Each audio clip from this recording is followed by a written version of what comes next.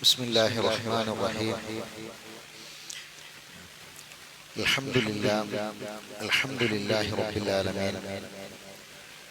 വസ്സലാത്തു വസ്സലാമു അലാ അഷ്റഫിൽ അംബിയാഇ വൽ മുർസലീൻ നബിയിനാ മുഹമ്മദിൻ വഅലാ ആലിഹി വഅസ്ഹാബിഹി അജ്മഈൻ. അമ്മാ ബഅദ്. അല്ലാഹുവിന്റെ വളബിനെ സംബന്ധിച്ചാണ് നമ്മൾ പറഞ്ഞു വരുന്നത്. അല്ലാഹുവിന്റെ കോപം അത് ഒരാളിൽ ഉണ്ടാക്കുന്നത്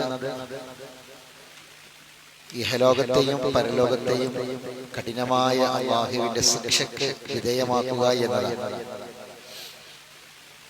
അതുകൊണ്ടാണ് ആ വിഷയമൊന്ന് നമ്മളെ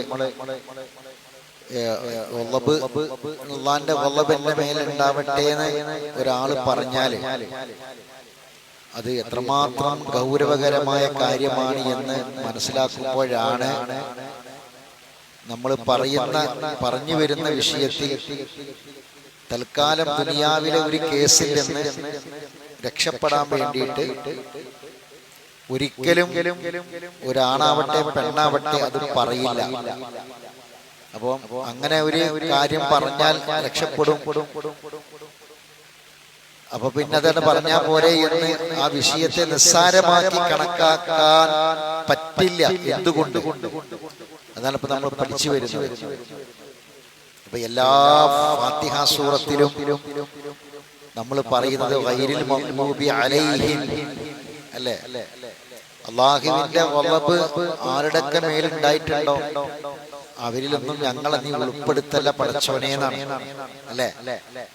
ഇത് എത്ര വട്ടം നമ്മളെ കൊണ്ട് അല്ലാഹ് പറയിപ്പിക്കുന്നുണ്ട്. അപ്പൊ എത്രമാത്രം പ്രധാനപ്പെട്ട വിഷയമാണ്. നമ്മളെല്ലാവരും ഒരുമിച്ച് മലായിക്കത്തുകളുടെ ആമീൻ പ്രതീക്ഷിച്ചുകൊണ്ട് നമ്മളെല്ലാവരും പറയുന്ന ഒരു വിഷയമാണ് ഗൈരിൽ മഗ്ദൂബി അലൈഹിം എന്നത്.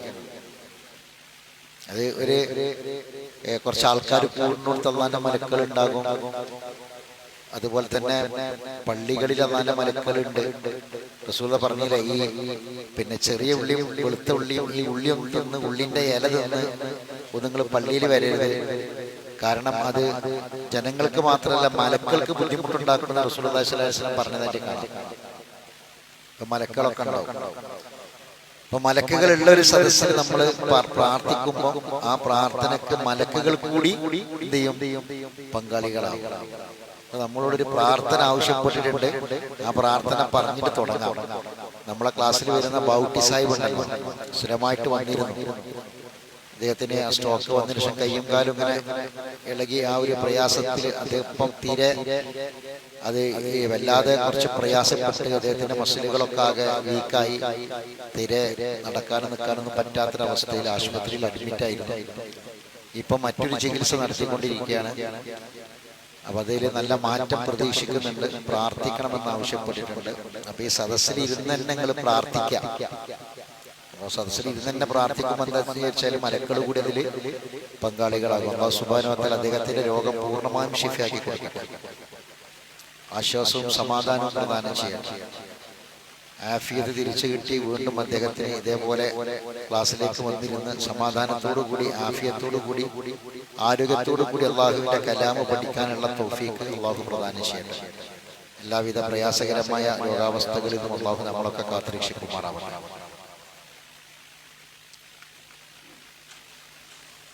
അള്ളാഹുവിന്റെ കോപം അതൊരു ചെറിയ കാര്യമല്ല. കാരണം എന്താണെന്ന് ചോദിച്ചാൽ ഖുർആനിൽ അള്ളാഹു പറഞ്ഞത് പിന്നെ സൂറത്ത് മാഇദയിലെ 60-ാമത്തെ ആയത്തിൽ മറിക്കണ്ട കേട്ടാ മതി. മറിക്കമക്ക് വേറെ ആയത്തുണ്ട്. മാഇദയിലെ 60-ാമത്തെ ആയത്തിൽ അള്ളാഹു പറഞ്ഞത് ഖുൽ ഹൽ ഉനബ്ബിഉകും ബിശൈഇൻ മിൻ ദാലിക മസൂബത്തൻ ഇൻദല്ലാഹ്. നിങ്ങൾക്ക് ഞാൻ ഒരു വിവരം അറിയിച്ചു തരട്ടെ? ചോദിക്കാനാ പറഞ്ഞ. നീ അവരോട് ചോദിക്കുക, എന്താണ് ആ വിവരം? അള്ളാഹുവിന്റെ അടുക്കൽ നിന്ന് ഏറ്റവും ഷർറായ രൂപത്തിൽ പ്രതിഫലം കിട്ടിയ ആൾക്കാരെ കുറിച്ചാണ്. ഏറ്റവും മോശപ്പെട്ട രൂപത്തിൽ ആരാന്നറിയാം? മൻ ലഅനഹുല്ലാഹു വഗളിബ അലൈഹി, അല്ലാഹു ശപിച്ചവരും അല്ലാഹു കോപിച്ചവരുമാണ്. എന്നിട്ട് എന്താ ഉണ്ടായെന്ന് അറിയാം? വജഅല മിൻഹുൽ ഖിറദത വൽ ഖനാസിറ, കൊരങ്ങന്മാരും പന്നികളുമാക്കി മാറ്റിയെന്നാ പറഞ്ഞത്. പന്നികളും കുരങ്ങന്മാരുമാക്കി അവര് മാറ്റി. വളരെ ഗൗരവത്തിൽ നമ്മൾ ചിന്തിക്കേണ്ട വിഷയമാണ്. അള്ളാഹുവിന്റെ ശാപവും അള്ളാഹുവിന്റെ കോപവും മുൻ സമൂഹത്തെ കുറിച്ച് അള്ളാഹു തആല നബി മുഖേന അറിയിക്കണം. ഒരു നിസ്സാരമായ കാര്യമല്ല എന്നാണ് പറയുന്നത്. വളരെ ഗൗരവമുണ്ട്. വിശുദ്ധ ഖുർആനിൽ ഇതേപോലെ പല സ്ഥലത്തും ഈ കാര്യങ്ങൾ പറഞ്ഞതായിട്ട് കാണാൻ സാധിക്കും.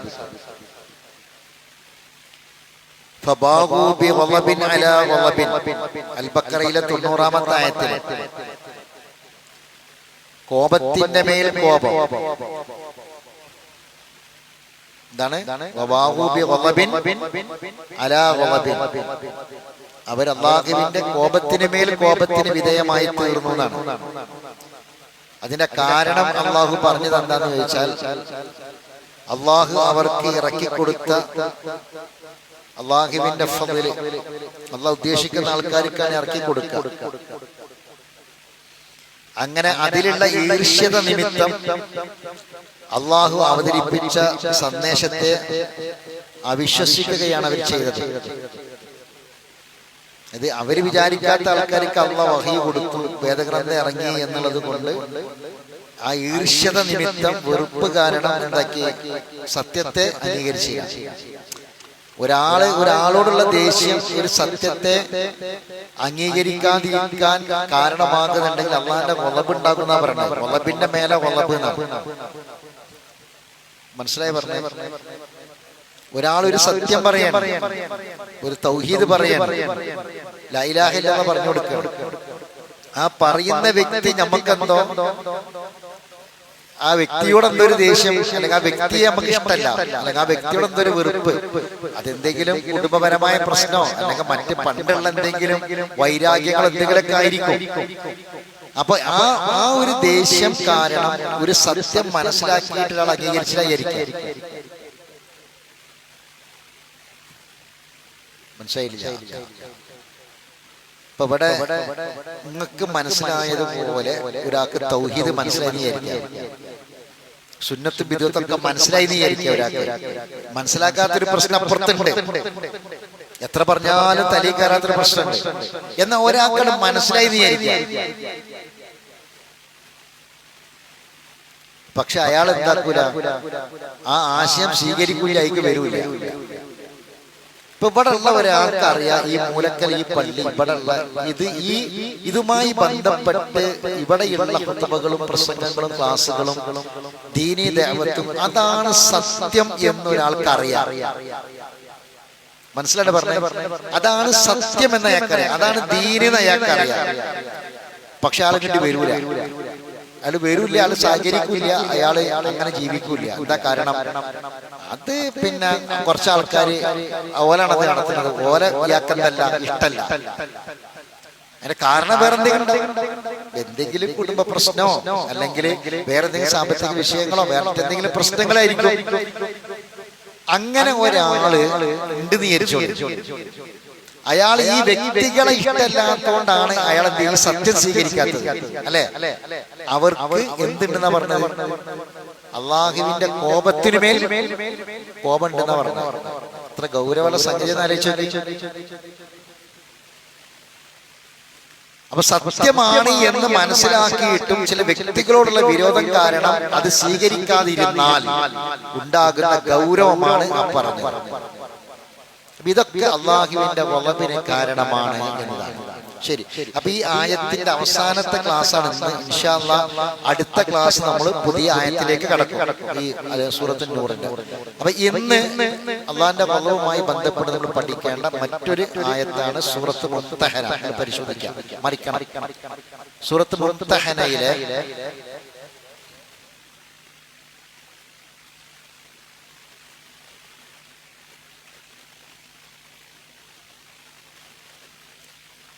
സൂറത്ത് മുംതഹന. മുംതഹിന.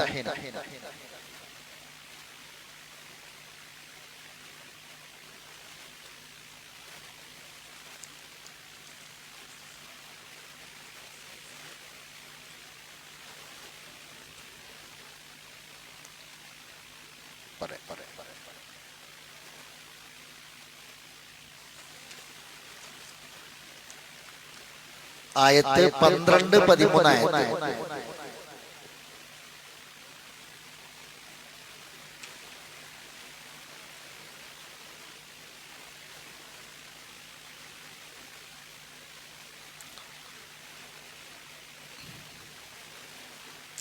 എന്താണ് മുംതഹന എന്ന് പറഞ്ഞാല്?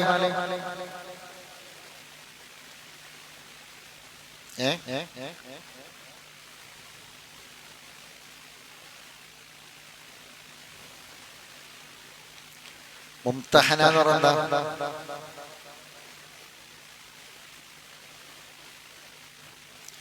പരീക്ഷിക്കപ്പെടേണ്ടവൾ എന്നാണ്. പരീക്ഷിക്കപ്പെടേണ്ടവൾ.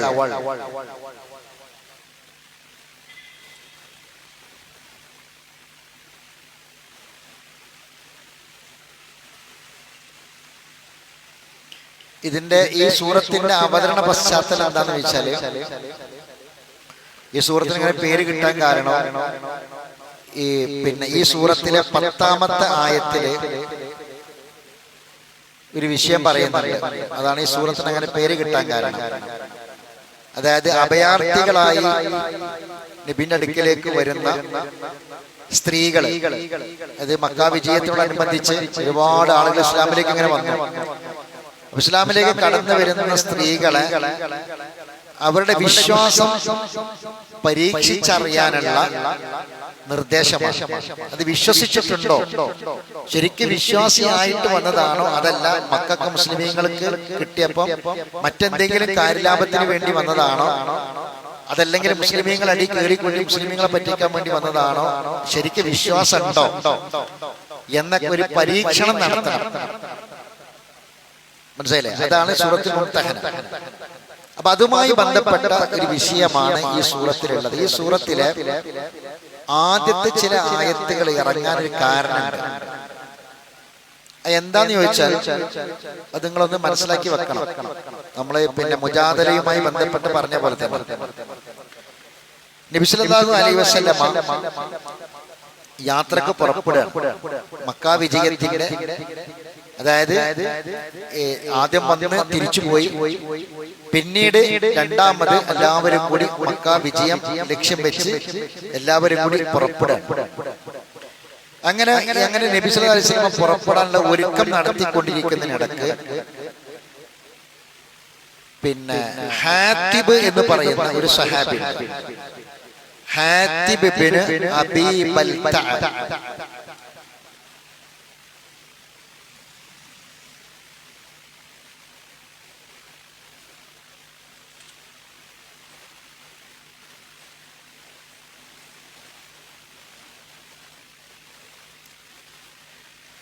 ഹാത്തിബ് ഇബ്നു അബീ ബൽതഅ എന്ന് പറയുന്ന ഒരു സഹാബി.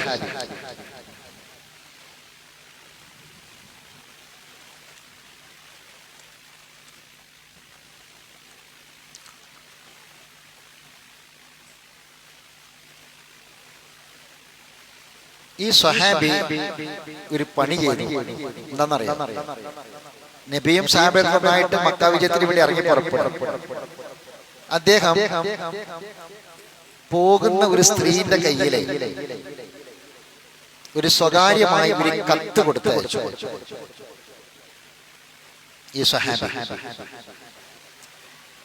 കത്ത് കൊടുത്തയച്ചത് ആർക്കാന്നറിയോ? ഖുറൈശികൾക്ക്. നബി മദീനയിൽ നിന്ന് മക്കത്തേക്ക് പോവാണ്. മക്ക വിജയം ലക്ഷ്യം വെച്ചിട്ടാണ് പോണത്. അപ്പൊ മക്കയിലുള്ളതാരാണ്? ഖുറൈശികളാണ്. ഖുറൈശി ഗോത്രക്കാരാണ്. അവരുടേതാണ് മക്ക. അപ്പൊ അവരെ ഇവിടെ ഇവരുടെ സമ്പത്തും ഒക്കെ കൊള്ളയടിച്ച് ഇവരെ വീട്ടിൽ നിന്ന് പുറത്താക്കിയിട്ട് വിട്ട ആൾക്കാരാണ്. അവർ തിരിച്ചു വരികയാണ്. വന്നാല് നബിയും സഹാബികളൊക്കെ മക്ക പിടിച്ചടക്കും. അപ്പം ഈ സഹാബി എന്ത് ചെയ്യുന്നു വെച്ചാൽ ഒരു കത്ത് ഖുറൈശികൾക്ക് സ്വകാര്യമായിട്ട് കൊടുത്തേക്കാം. അങ്ങനെ നബി സല്ലല്ലാഹു അലൈഹി വസല്ലമക്ക് വഹി കിട്ടി. ഇങ്ങനെ ഒരു കത്ത് ഖുറൈശികൾക്ക് പോകുന്നുണ്ട്. ആ കത്തിൽ എന്താ ഉള്ളതെന്ന് വെച്ചാല് മുഹമ്മദും കൂട്ടരും ഇവിടുന്ന് പുറപ്പെട്ടിട്ടുണ്ട്, മുഹമ്മദും കൂട്ടരും അവിടെ എത്തും, സൂക്ഷിക്കണം, ശ്രദ്ധിക്കണം എന്ന് പറഞ്ഞിട്ടാണ്. അത് കൊടുക്കുന്നത് സ്വഹാബിയാണ്, ഇത് ചില്ലറ കാര്യമല്ല. അങ്ങനെ നബി ഇങ്ങനെ കത്ത് കൊടുത്തയച്ചിട്ടുണ്ട് എന്ന കാര്യം നബിക്ക് അല്ലാഹു തആല വഹയിലൂടെ അറിയിക്കണം. അങ്ങനെ വഹയിലൂടെ അറിയിച്ചപ്പോ നബി സല്ലല്ലാഹു അലൈഹി വസല്ലം അലി റളിയല്ലാഹു തആല അൻഹുവിനെ വിളിച്ചു. അലി റളിയല്ലാഹു തആല അൻഹു ഉണ്ട്, അതുപോലെ തന്നെ വേറെ ചില സഹാബികളൊക്കെ ഉണ്ട്. വിളിച്ചിട്ട് പറഞ്ഞു, ഇങ്ങനെ ഒരു സംഭവം ഉണ്ട്, ഇങ്ങനെ ഒരു എഴുത്ത് ഇവിടുന്ന് പോയിട്ടുണ്ട്, നമ്മളെ അങ്ങോട്ട് വരണുണ്ട് എന്ന് പറഞ്ഞിട്ട് നമ്മളെ കൂട്ടത്തിൽ തന്നെ ഒരാള് സൂക്ഷിക്കണം, ശ്രദ്ധിക്കണം എന്ന് പറഞ്ഞ ഒരു എഴുത്ത് കൊടുത്തയച്ചിട്ടുണ്ട്. ആ പെണ്ണ് ഇപ്പൊ ഉള്ളത് റൗളത്തു ഹാ എന്ന് പറയുന്ന ഒരു തോട്ടത്തിലാണ്. ഹാ എന്ന് പറയുന്ന തോട്ടം.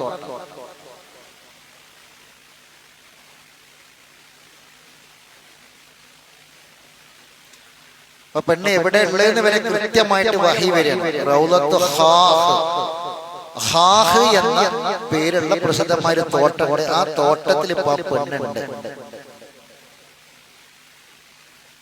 അപ്പൊ അവരുടെ ചെന്ന കത്ത് കിട്ടുന്നവർ ഈ കത്ത് പിടിക്കണം, ഖുറൈശിക്ക് അടുക്കലേക്ക് എത്താൻ പാടില്ല. അങ്ങനെ അലി റളിയല്ലാഹു തആല അൻഹു ചെന്നിട്ട് ഈ പെണ്ണിനോട് പറഞ്ഞു, എന്റെ കയ്യിലൊരു കത്തുണ്ട് എന്ന വിവരം കിട്ടിയിട്ടുണ്ട്, ആ കത്ത് എടുക്കുന്ന പറഞ്ഞു. അപ്പൊ ഈ പെണ്ണ് ആദ്യം നിഷേധിച്ചു. എന്ന് പറഞ്ഞു, ഇങ്ങനെ കത്തില്ല, എനിക്ക് അങ്ങനെ കത്ത് കിട്ടിയിട്ടില്ല, ആരും കത്ത് തന്നിട്ടില്ല. അപ്പൊ പിന്നെ അലി റളിയല്ലാഹു തആല അൻഹു സുപ്രസിദ്ധമായ ശൈലിയിൽ സംസാരിക്കാൻ തുടങ്ങി. തന്നിട്ടില്ലെങ്കിൽ ബുദ്ധിമുട്ടും എന്ന രൂപത്തിൽ കുറച്ച് കർക്കശമായിട്ട് സംസാരിച്ചു. അതിൽ പെണ്ണ് പേടിച്ചു. പേടിച്ചപ്പം അവളുടെ മുടിക്കെട്ടിനുള്ളിൽ നിന്ന്, അങ്ങനെയാണ് ഹദീസിലുള്ളത്, മുടിക്കെട്ടിനുള്ളിൽ നിന്ന് ആ പെണ്ണ് ആ എഴുത്തിരുത്തിന് കൊടുക്കുക. മുടിക്കെട്ടിനുള്ളിൽ ഒളിപ്പിച്ചു വെച്ചതാണ്. അപ്പം എഴുത്ത് കൊടുത്തത് ഹാത്തിബ് ഇബ്നു അബീ ബൽതഅ എന്ന് പറയുന്ന സ്വഹാബിയാണ്. ആ പെണ്ണ് പറഞ്ഞു, എന്റെ അടുത്ത് ഇങ്ങനെ ഹാത്തിബ് തന്നതാണ്, അവിടെ ഖുറൈശികൾക്ക് കൊടുക്കാൻ വേണ്ടിയിട്ട്, ഖുറൈശികൾക്ക് കൊടുക്കാൻ വേണ്ടിയിട്ട് എന്നെ ഏൽപ്പിച്ചതാണ്, ഞാൻ നിരപരാധിയാണ്, എന്നെ ഏൽപ്പിച്ചത്, ഞാൻ ആ കത്ത് തുറന്നു നോക്കിയിട്ടില്ല, കത്ത് അതേമാതിരി ഉള്ളതാണ്, ഞാൻ അതിൽ പേടിച്ചിട്ട് പരാതിയിരുന്നൊക്കെ പറഞ്ഞു. അങ്ങനെ നബി സല്ലല്ലാഹു അലൈഹി വസല്ലം എന്റെ അടുക്കലേക്ക് അലി റളിയല്ലാഹു തആല അൻഹു ഈ കത്തുമായിട്ട് ചെന്നു, നബിക്ക് കൊടുത്തു. അങ്ങനെ നബി ഹാത്തിബിനെ വിളിച്ചു. ഹാത്തിബിനെ വിളിച്ചിട്ട് പറഞ്ഞു, ഈ നമ്മളെ കൂട്ടത്തിലുള്ള ആളാണ്, മുസ്ലിമാണ്, നമ്മളെല്ലാരും കൂടി നമ്മുടെ ജീവിതത്തിൽ വലിയ ഒരു ലക്ഷ്യത്തിലേക്ക് പോവുകയാണ്. മക്ക, നമുക്ക് മുസ്ലിമീങ്ങൾക്ക് മക്ക കിട്ടണം. അത് വെറും ഒരു അധികാരമല്ല, മറിച്ച് കഅബയുടെ ഉള്ളിൽ വിഗ്രഹങ്ങളാണ്. അള്ളാനെ മാത്രം വിളിച്ചു പ്രാർത്ഥിക്കാൻ, ആരാധിക്കാൻ വേണ്ടി ഉണ്ടാക്കിയ കഅബന്റെ ഉള്ളിൽ വിഗ്രഹത്തെ വെച്ചിട്ട് പൂജിക്കാണ്. അവിടെ നടക്കുന്ന ശിർക്കാണ്. തൗഹീദിന് വേണ്ടി ഉണ്ടാക്കിയ കേന്ദ്രത്തിൽ നടക്കുന്ന ശിർക്കാണ്. ആ ശിർക്ക് നടത്തുന്നത് ഖുറൈശികളാണ്. അപ്പൊ അതുകൊണ്ട് അത് ശുദ്ധമാക്കണം, നജസ്സാണത്. ആ നജസ് വൃത്തിയാക്കണം. നമുക്ക് കഅബ കിട്ടണം, മക്ക നമുക്ക് കിട്ടണം. നമ്മളെ കയ്യിൽ കിട്ടിയെങ്കിൽ മാത്രമേ, അത് അധികാരം കിട്ടിയെങ്കിൽ മാത്രമേ നമുക്ക് എന്ത് ചെയ്യാൻ പറ്റുള്ളൂ, അത് തൗഹീദ് സ്ഥാപിക്കാൻ കഴിയുള്ളൂ. അങ്ങനെ വലിയ ലക്ഷ്യം വെച്ച് പുറപ്പെട്ടു പോകുന്ന ഇതിനിടയ്ക്ക് എന്തിനാണ് ഇങ്ങനെ ഒരു കത്ത് നമ്മളെ കൂട്ടത്തിൽ നിന്നിട്ട് ചെയ്തതെന്ന് വെച്ചു. അപ്പൊ ഉമർ ഖത്താബ് എല്ലാവരും ഉണ്ട്, സാഹിബുകളൊക്കെ ഉണ്ട്, ആ കൂട്ടത്തിൽ ചോദിക്കണം. അപ്പം അദ്ദേഹം ഒരു വിവരക്കേട് ചെയ്തതാണ്. സഹാബി ആണെങ്കിൽ കൂടി അദ്ദേഹം ഒരു ദീർഘവീക്ഷണം ഇല്ലാതെ ഒരു പ്രവർത്തനം ചെയ്തതാണ്. അദ്ദേഹം പറഞ്ഞു, റസൂലേ, നിങ്ങളൊക്കെ തിരിച്ചു പോവുകയാണ്, നിങ്ങളൊക്കെ ഖുറൈശികളാണ്. അപ്പൊ അദ്ദേഹം പറയുന്നുണ്ട്, ഞാൻ അവിടുന്ന് പോകുന്നതിന് ശേഷം നബിയെ അങ്ങേ അല്ലാതെ ഇഷ്ടപ്പെട്ടിട്ടില്ല, ഈ മതത്തെ അല്ലാതെ ഇഷ്ടപ്പെട്ടിട്ടില്ല, ഖുറൈശികളെ ഞാൻ ഒരിക്കലും സ്നേഹിച്ചിട്ടില്ല. എന്റെ മനസ്സിൽ അവരെ കുറിച്ച് വെറുപ്പേ ഉള്ളൂ. പക്ഷെ ഇത് ഞാൻ ചെയ്തു പോയതാണ്. കാരണം എന്താന്ന് വെച്ചാൽ അദ്ദേഹം പറഞ്ഞത്, നിങ്ങളൊക്കെ തിരിച്ച് ഖുറൈശികളെ തിരിച്ചു പോകണം. പലരും ആരാണ്? ഖുറൈശികളാണ്. നബിന്റെ കൂടെയുള്ള ആളുകളൊക്കെയും പലരും ഖുറൈശികളാണ്. അപ്പൊ നിങ്ങൾക്ക് അവിടെ ചെന്നാൽ നിങ്ങളെ സംരക്ഷിക്കാനും നിങ്ങളെ നോക്കാനും ഒക്കെ ആൾക്കാരുണ്ടാകും. നിങ്ങൾക്ക് അതൊക്കെ കിട്ടും. പക്ഷെ ഞാൻ ഒരു ഖുറൈശി അല്ല, പക്ഷെ എന്റെ കുടുംബക്കാരും ഒക്കെ അവിടെ ഉണ്ട്. ഖുറൈശികളല്ലാത്ത ഒറ്റപ്പെട്ട ആൾക്കാരുണ്ടല്ലോ, അതിൽപ്പെട്ട ഒരാളാണ് ഞാൻ. അപ്പൊ എനിക്ക് ഒരു സംരക്ഷണം കിട്ടുമോ? ഖുറൈശികൾ അടുക്കൽ എന്നോട് ആൾക്കാരെ മോശമായ പെരുമാറ്റം ഉണ്ടാവുമോ എന്നൊക്കെ ഒരു പേടി തോന്നിയപ്പോ ഞാൻ അവരുടെ ഒരു സപ്പോർട്ട് കിട്ടാൻ വേണ്ടിയിട്ട്, അവരൊരു സപ്പോർട്ട് എനിക്കും എന്റെ കുടുംബത്തിന് കിട്ടാൻ വേണ്ടിയിട്ട് ഞാൻ ദീർഘവീക്ഷണം ഞാൻ ചെയ്തു പോയതാണ് റസൂലേ എന്ന് പറഞ്ഞു. ഉമർ ഖത്താബിനെ ദേഷ്യം പിടിച്ചു. അദ്ദേഹം പറഞ്ഞു, റസൂൽ എങ്ങോട്ട് വിട്ടി, ഈ മുനാഫിക്കിന്റെ തല ഞാൻ അരിയുന്ന.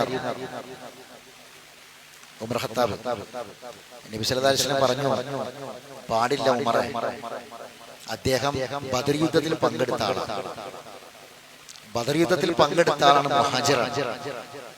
നബി പറഞ്ഞു, അങ്ങനെയുള്ള ആൾക്കാരോട് നിങ്ങൾക്ക് ഇഷ്ടമുണ്ടെങ്കിൽ ചെയ്തു എന്നിട്ട് അന്ന് പറഞ്ഞിട്ടുണ്ടാവും ചിലപ്പോൾ. നബിന്റെ വാക്കാണ്. ഉമർ ഖത്താബ് പൊട്ടിക്കരഞ്ഞു. ഈ സംഭവവുമായി ബന്ധപ്പെട്ടാണ് ഇതിലെ ഒന്നാമത്തെ ആയത്ത്. ലാ യാ അയ്യുഹല്ലദീന ആമനൂ ലാ തത്തഖിദു അദുവി വഅദുവക്കും ഔലിയാ തുൽഖൂന ഇലൈഹിം ബിൽ മവദ്ദ. സത്യവിശ്വാസികളെ, എന്റെ ശത്രുവും നിങ്ങളുടെ ശത്രുവും ആയിട്ടുള്ളവരോട് സ്നേഹബന്ധം സ്ഥാപിച്ചുകൊണ്ട് നിങ്ങൾ അവരെ മിത്രങ്ങളാക്കി വെക്കരുത്. ആയത്തിറങ്ങാനുള്ള കാരണം. അപ്പൊ ഈ സൂറത്തിന്റെ അവതരണ പശ്ചാത്തലം. ഇനി നമുക്ക് പരിശോധിക്കാനുള്ള ആയത്ത് ഏതാന്ന് ചോദിച്ചാൽ, ഏതാ നമ്പർ പറഞ്ഞത്? 12. അത് മക്ക വിജയത്തോടനുബന്ധിച്ച് ഈ ധാരാളം സ്ത്രീകൾ ഇങ്ങനെ ഇസ്ലാമിലേക്ക് വന്നപ്പം ആ സ്ത്രീകള് വിശ്വാസികളാണോ എന്ന ഒരു പരീക്ഷണം നടത്തിയിട്ട് വേണം സ്വീകരിക്കാൻ. അതെ, സംഭവം എന്താന്ന് വെച്ചാല്, അള്ളാഹിന്റെ കോപം കിട്ടിയ ആൾക്കാര്, അള്ളാഹുവിന്റെ കോപത്തിന് വിധേയമാകുന്ന വല്ലതും ഉള്ളോല് ഇങ്ങോട്ട് വന്നാല് എന്താ ഉണ്ടാകുക? ആ കോപം ബാക്കിയുള്ളവർക്കും കൂടി ബാധിക്കും. നമ്മൾ വളരെ പ്രധാനപ്പെട്ട ഒരു കാര്യം, നിസ്സാരമായ ഒരു കാര്യമല്ല. നമുക്കിടയിലോ നമ്മളെ വീട്ടിൽ നമ്മളെ കുടുംബത്തിലെ ഒന്നും അങ്ങനെ അള്ളാഹിന്റെ കോപവും ശാപവും കിട്ടുന്ന വിഭാഗത്തിൽപ്പെട്ട ആൾക്കാർ ഇല്ലാതിരിക്കാൻ വേണ്ടി ശ്രമിക്കണം. അതൊരു വലിയൊരു കാര്യം, വലിയൊരു വിഷയമാണ്. ശരി, അപ്പൊ ആയത്ത് വായിക്കും. 12-13 ആയത്ത്.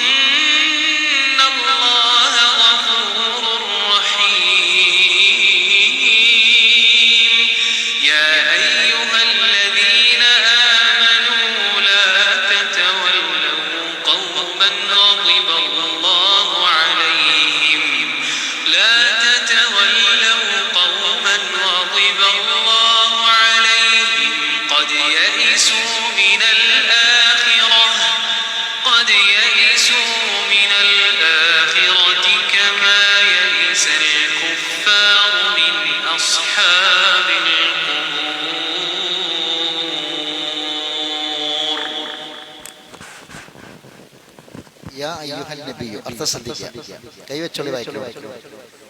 യാ അയ്യുഹൽ നബിയു, അല്ലയോ പ്രവാചകരെ. നബിയോടാണ് കൽപ്പന, നബിക്കാണ് കൽപ്പന. ഇദാ ജാഅക്കൽ മുഅ്മിനാത്തു, സത്യവിശ്വാസിനികളായ സ്ത്രീകൾ നിന്റെ അടുക്കൽ വന്നാൽ, യുബായിഅനക, നിന്നോട് പ്രതിജ്ഞ ചെയ്യാൻ അഥവാ ബൈഅത്ത് ചെയ്യാൻ വേണ്ടി ബൈഅത്ത് ചെയ്തുകൊണ്ട് അവർ നിന്റെ അടുക്കൽ വന്നാൽ, എന്താണ് ബൈഅത്ത് ചെയ്യുന്നത്? ഏത് നിലക്കാണ് അവർ ബൈഅത്ത് ചെയ്യാൻ വരുന്നത്? അതാണ് ഏത് ബൈഅത്ത് ചെയ്യേണ്ട കാര്യം എന്താണെന്നുള്ളത് വേറെ. ഏത് നിലക്കാണ് അവർ വരുന്നത് ബൈഅത്ത് ചെയ്യാൻ വേണ്ടിയിട്ട്? ഒന്ന്, അല്ലാ യുശ്രിക്കന ബില്ലാഹി ശൈഅ, അല്ലാഹുവിനോട് യാതൊന്നിനെയും പങ്കു ചേർക്കുകയില്ല. ഒന്ന്. രണ്ട്, വലാ യസ്രിക്കന, അവര് മോഷ്ടിക്കൂല, കളവ് നടത്തൂല. വലാ യസ്നീന, അവര് വ്യഭിചരിക്കൂല. വലാ യഖ്തുൽന ഔലാദഹുന്ന, മക്കളെ കൊല്ലൂല. ഇതൊക്കെ അന്നുള്ളതൊക്കെ അന്ന് ഉണ്ടായിരുന്ന കാര്യങ്ങളാണ്, വ്യാപകമായി ഉണ്ടായിരുന്ന കാര്യങ്ങളാണ്. മോഷണം, അത് മോഷിക്കുന്ന കാലത്തിന് സ്ത്രീകളായിരുന്നു മുമ്പന്തിയിലുണ്ടായിരുന്നത്. മോഷണം, അതുപോലെ തന്നെ വ്യഭിചാരം, ഇതൊക്കെ ശിർക്ക് എല്ലാം.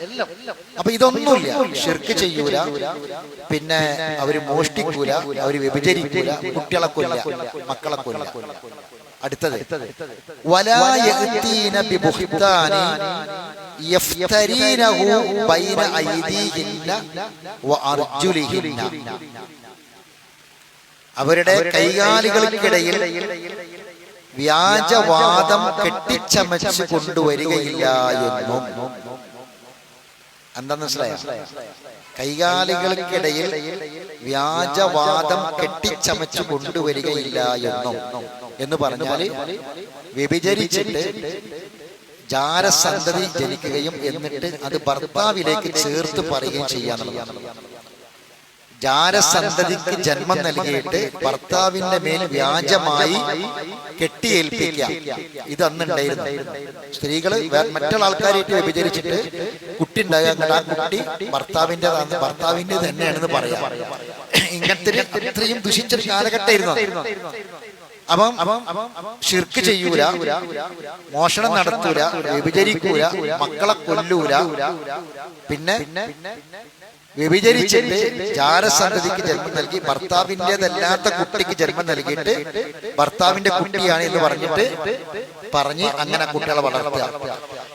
വലാ യഅസീനക ഫീ മഅറൂഫിൻ, ഒരു നന്മയിലും നിന്നെ അവർ ധിക്കരിക്കൂല, ഒരു നല്ല കാര്യത്തിലും നിന്നോട് അവർ അനുസരണക്കേട് കാണിക്കുകയില്ല എന്നും. അങ്ങനെ നിന്നോട് അവർ പ്രതിജ്ഞ ചെയ്തു വന്നാൽ, ഈ അവസ്ഥയിൽ അവർ പ്രതിജ്ഞ ചെയ്താൽ നീ അള്ളാഹിനോട് അവർക്ക് വേണ്ടി പൊറുക്കലിനെ തേടണം. നബിയോട് പറയണം, നബിയെ താങ്കൾ അവർക്ക് വേണ്ടി അള്ളാഹിനോട് പൊറുക്കലിനെ തേടണം. ഇന്നല്ലാഹു ഗഫൂറുർ റഹീം, അള്ളാഹു എല്ലാം പൊറുക്കുന്നവനും കാരുണ്യവാനുമാണ്. യാ അയ്യുഹല്ലദീന ആമനൂ, അല്ലയ വിശ്വാസികളെ, ലാ തതവല്ലൂ ഖൗമൻ ഗളിബല്ലാഹു അലൈഹിം, അള്ളാഹിന്റെ കോപം കിട്ടിയിട്ടുള്ള ഒരു ജനതയോട് നിങ്ങൾ ഒരിക്കലും തന്നെ മൈത്രി ബന്ധത്തിൽ ഏർപ്പെടരുത്. അപ്പം ഒരു മുസ്ലിമായിട്ട് ജീവിക്കേണ്ടത് ഏതൊക്കെ? അപ്പൊ ഞാൻ ഈ മേലെ പറഞ്ഞ ഈ സ്വഭാവങ്ങളൊക്കെ ഉണ്ടല്ലോ, ഈ എണ്ണി പറഞ്ഞ ചില കാര്യങ്ങൾ, ഇതൊക്കെ അള്ളാഹിന്റെ കോപത്തിന് കാരണമാകുന്ന സംഭവങ്ങളാണ്. അപ്പൊ അതുകൊണ്ട് ഒരു മുസ്ലിമായിട്ട് വരുമ്പോൾ ആ ഇസ്ലാമിൻ്റെതായ തനിമയും ഇസ്ലാമിൻ്റെതായ വ്യത്യസ്തതയും കാത്തു സൂക്ഷിച്ചേ പറ്റൂ.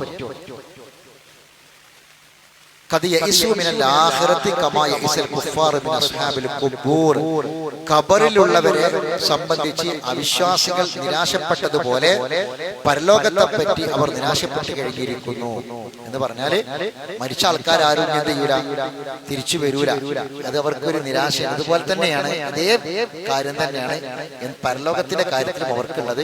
മരണത്തിന് ശേഷം ഒരു ജീവിതമോ അങ്ങനെ ചോദ്യം ചെയ്യില്ല, വിചാരണയോ ഒന്നും. ഇതൊക്കെ അനുസരിക്കണമെങ്കിൽ എന്ത് വേണം? മരണത്തിന് ശേഷം ലോകം, ജീവിതമുണ്ട്, സത്യമാണ്, ചോദ്യം ചെയ്യലുണ്ട്, ഞാൻ മറുപടി പറയേണ്ടി വരുന്നൊക്കെ ഈമാൻ ഉണ്ടാവണം.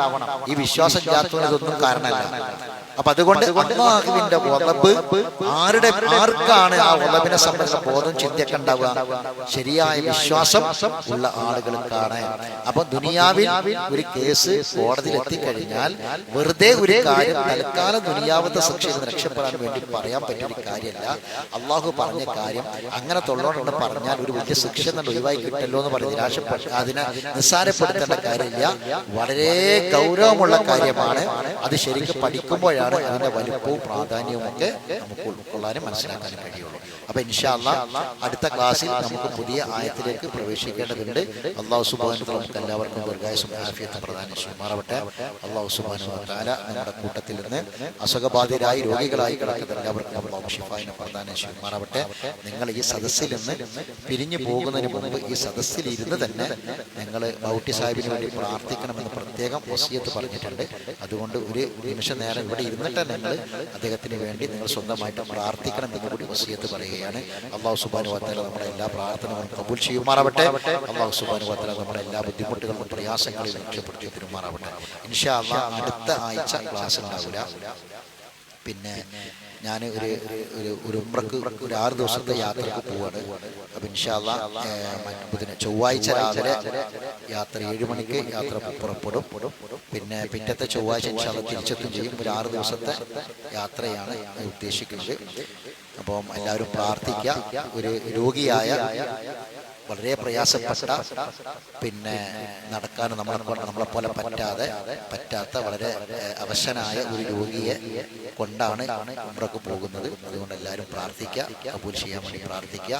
അല്ലാഹു സുബ്ഹാനഹു വ തആല ആരോഗ്യത്തോടെ ആഫിയത്തോടെ നിർവഹിച്ചു വരാൻ തൗഫീഖിന് വേണ്ടി പ്രാർത്ഥിക്കുക. നിങ്ങൾക്ക് എല്ലാവർക്കും വേണ്ടി പ്രാർത്ഥിക്കും. നിങ്ങളൊക്കെ ഞങ്ങൾക്കും വേണ്ടി പ്രാർത്ഥിക്കുക. അല്ലാഹു സുബ്ഹാനഹു വ തആല നമ്മിൽ നിന്ന് എല്ലാം കബൂൽ ചെയ്യുമാറാവട്ടെ. റബ്ബനാ തഖബ്ബൽ മിന്നാ ഇന്നക അൻത സമീഉൽ അലീം വതുബ് അലൈനാ ഇന്നക അൻത തവ്വാബുർ റഹീം وآخر دعوانا الحمد لله رب العالمين سبحانك اللهم وبحمدك أشهد أن لا إله إلا أنت أستغفرك وأتوب إليك.